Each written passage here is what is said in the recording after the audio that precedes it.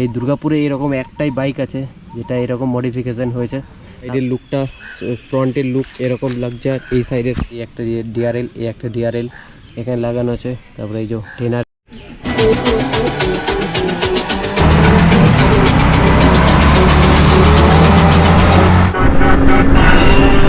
ওরে বাপরে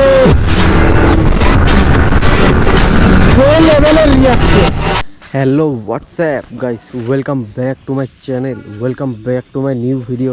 তো আজকে টাইটেল আর থাম্বনেল দেখে তো গাইস তোমরা বুঝেই গেছো যে আজ ভিডিওটা কী নিয়ে হতে চলেছে। ঠিক আছে, তো চলো বেশি দেরি না করে ডাইরেক্ট পয়েন্টে আসি, কোনো কিছু কথা হবে না। ঠিক আছে, ডাইরেক্ট পয়েন্টে আসি। তো আজকে কন্টেন্ট হচ্ছে R15V4 modification, R15V4 two R7 modification.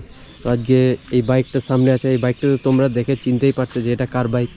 তো আজকে মডিফিকেশান ব্যাপারে বলবো কি করে R15V4 থেকে R7 মডিফিকেশান করানো হয়েছে, আজকে সেটাই বলবো। ফার্স্ট যেটা এর মডিফিকেশান আছে সেটা হচ্ছে এই যে এই গ্রাফিক্স কীরকম লাগছে গাইসের লুকটা, সেটা তোমরা কমেন্ট করে জানো। এই যে আমার এখানে দাঁড়িয়েছে আমার বাইকটার থেকেও না এই বাইকটা সেরা লাগছে।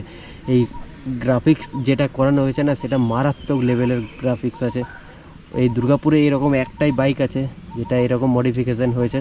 তারপরে আরও অনেক কিছু মডিফিকেশান আছে, এখানে সিট কাউল লাগানো আছে, টেনারের মিরার লাগানো আছে, ইন্দোনেশিয়ান ভাইজার লাগানো আছে, এগুলো সব তোমাদেরকে বলবো, দেখাবো। এটা তো দেখলে সাইডের প্যানেল, এরপর সামনে থেকে লুকটা গাইস তোমাদেরকে দেখাচ্ছি, পুরো ডিটো R7-এর মতন লুকটা। এখানে লাগানো আছে যে ট্রান্সপারেন্ট ইন্দোনেশিয়ান ভাইজার যেটাকে বলে, তো এই লাগানো আছে। এখানে টেনারের মিরার লাগানো আছে, এখানে কার্বন ফাইবারের ফিনিশিং দেওয়া আছে। ওভারঅল সাইডের লুকটা, ফ্রন্টের লুক এরকম লাগছে। আর এই সাইডের লুকটা একবার তোমাদেরকে দেখিয়ে দিচ্ছি। এই সাইডের লুকটা কিছুটা এরকম। আর এখানে এই যে সিট কাউল লাগানো আছে, তারপরে এখানে মাস্টার সিলিন্ডার ক্যাপ লাগানো আছে। বডি পুরো একবারই পুরো একবারই ফুল লোডেড বাইক। কীরকম লাগছে গাইস বাইকটা সেটা তোমরা কমেন্ট করে জানাবে। তাছাড়া ওভারঅল এইখান থেকে একবার তোমরা ভিউটা গাইস তোমরা চেক করো, লুক অ্যাট ভিউ গাইস, সেই লেভেলের লুক আছে, সেই লেভেল মডিফিকেশান কী কী। তারপর আরেকটা জিনিস আছে, এই যে এখানে দুটো, এখানে তো একটা হেডলাইট আছে কোম্পানি ফিটের যে হেডলাইটটা দিয়েছে সেটা আছে, প্লাস এখানে দুটো ডিআরএল, এই একটা ডিআরএল, এই একটা ডিআরএল এখানে লাগানো আছে। তারপরে এই যে টেনারের মিরার লাগানো আছে। আর এখানে শুধু এই নাম্বার প্লেটটা খুলে দিলে ব্যাস পুরো সুপার বাইক। এমনি এই বাইকটা আছে, এই বাইকটাকে পুরো ফেল। এটা সিট কাউলটা গাইস কীরকম লাগছে বলবে তোমরা কমেন্ট করে, ঠিক আছে।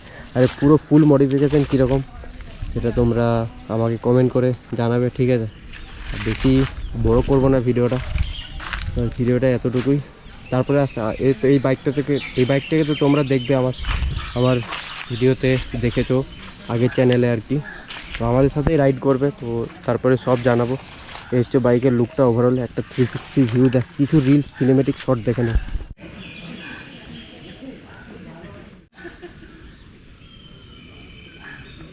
এই হচ্ছে গাইস লুক। তোমাদেরকে একবার এর টেনারের মিরার যেটা আছে সেটা তোমাদেরকে একবার জ্বালিয়ে দেখিয়ে দিচ্ছি।